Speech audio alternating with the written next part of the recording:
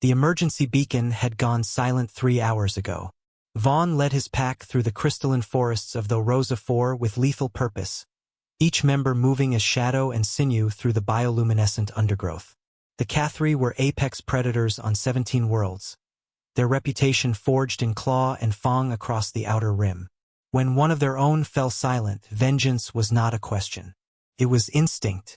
The human settlement appeared through the trees like a wound in the wilderness. Prefabricated structures, primitive by galactic standards, clustered around a central clearing. Vaughn's lips curled back, revealing rows of serrated teeth. Humans, the galaxy's newest entrants, barely past their first century of faster-than-light travel, already spreading like a plague across unclaimed worlds. 3 of his cubs were missing. 3 cubs barely past their first molt, sent on a proving hunt into these very woods. The last transmission had been garbled screams, weapons fire, then nothing. The pack had tracked their scent here to this human nest.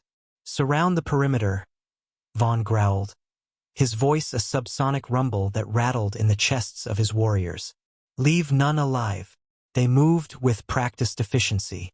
12 Cathri warriors, each standing 3 meters tall with muscles like corded steel beneath midnight fur.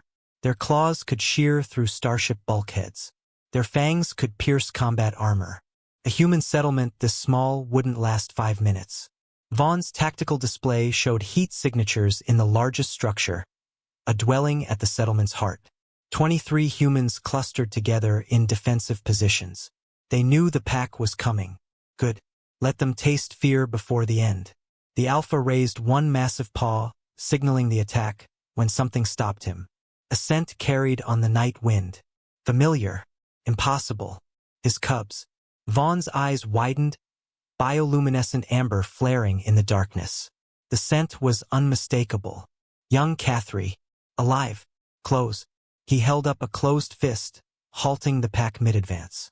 Confusion rippled through the warriors, but discipline held. They waited. Following the scent, Vaughn approached the central dwelling alone, each step deliberate, senses hyper-alert for an ambush. The structure's door hung open, warm light spilling out into the alien night.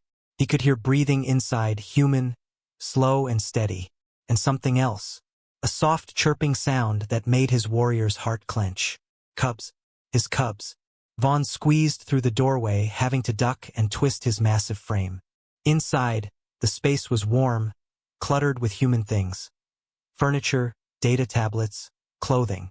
And in the center, seated in a worn chair, was a human male. Elias Kor. He didn't reach for a weapon. He didn't run. He simply sat there, eyes open, watching as 3 tons of apex predator entered his home. And on his chest, curled together in a pile of dark fur and tiny claws, were 3 Cathri cubs, fast asleep. Vaughn froze. His mind struggled to process the scene. His cubs, Raicha, then and little Mira, slept peacefully against this human's torso, rising and falling with each of the man's breaths. Mira's paw rested on Elias's collarbone, then was drooling on his shirt. Rika's tail twitched with dreams of the hunt. "They were scared," Elias said quietly, his voice rough with exhaustion. "Found them caught in a hunter's trap about 6 kilometers west.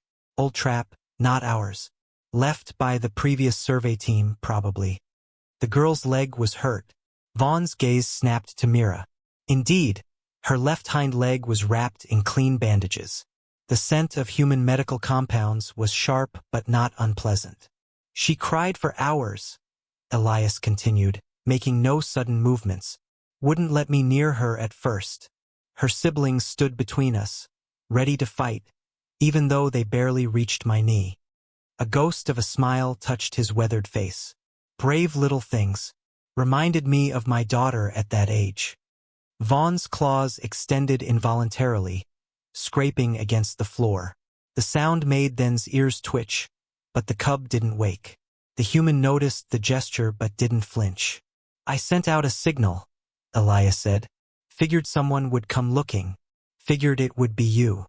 He nodded toward a console on the table. "Universal distress beacon broadcasting on what I hoped were your frequencies. but the trap had damaged their translator implants. Took me 4 hours to rig up something they could understand. Basic pictographs, mostly. Food, safety, help coming soon. The Alpha's mind raced. The garbled transmission hadn't been an attack. It had been this human's crude attempt at Cathri communication protocols. They ate, Elias continued, his hand moving slowly to gesture at empty food containers scattered around the room. Everything I had that wasn't toxic to their biology, according to the colony's xenobiological database. Raw meat, mostly. Cleaned out my entire freezer. He paused. Then the little one started crying again. Pain, I think. So I sat down and she crawled up here. He looked down at the sleeping cubs. The other 2 followed. They've been asleep for about an hour now. I didn't want to move and wake them. Vaughn studied the human with new eyes. Elias' core was perhaps 50 standard years by human reckoning. His face was lined with age and hardship.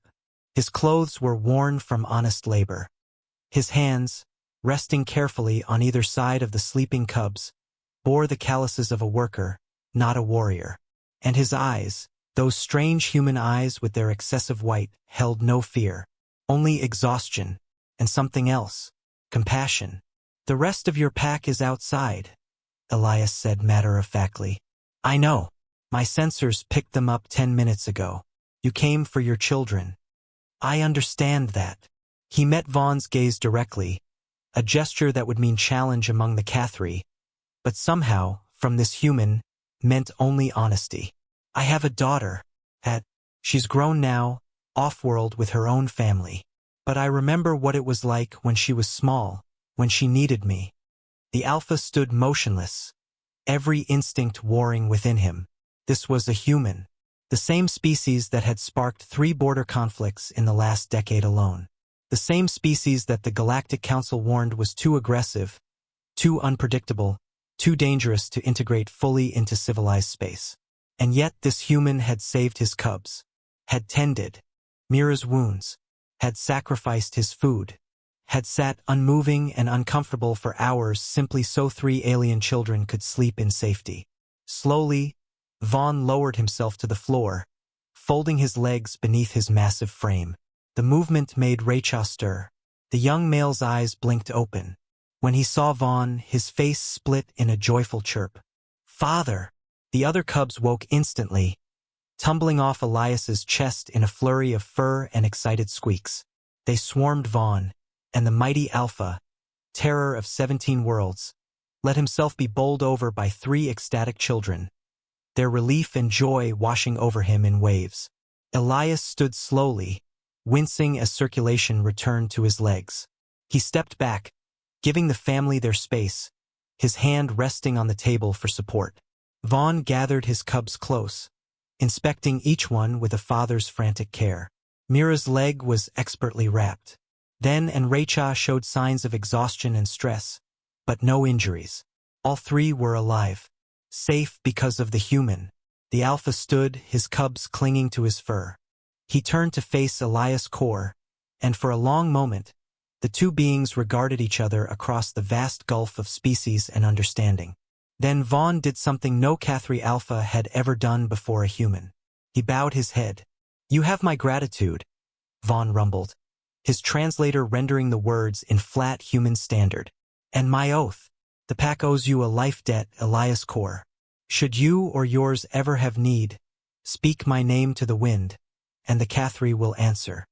Elias blinked, seeming surprised for the first time that night. Then he nodded slowly. Just glad they're okay. They're good kids. You raised them well. Outside, the pack waited in tense silence as their Alpha emerged from the human dwelling, cubs in tow. They saw Mira's bandages, saw the contentment in the young one's eyes, and slowly, understanding rippled through the warriors. Vaughn turned back to look at the human standing in his doorway, framed by warm light against the alien darkness. Elias raised one hand in farewell, a simple gesture carrying no threat, no demand. Just goodbye. The Alpha returned the gesture, translating it into the Cathri equivalent. Then he led his pack into the forest, his cubs chattering excitedly about the strange, kind human who had saved them.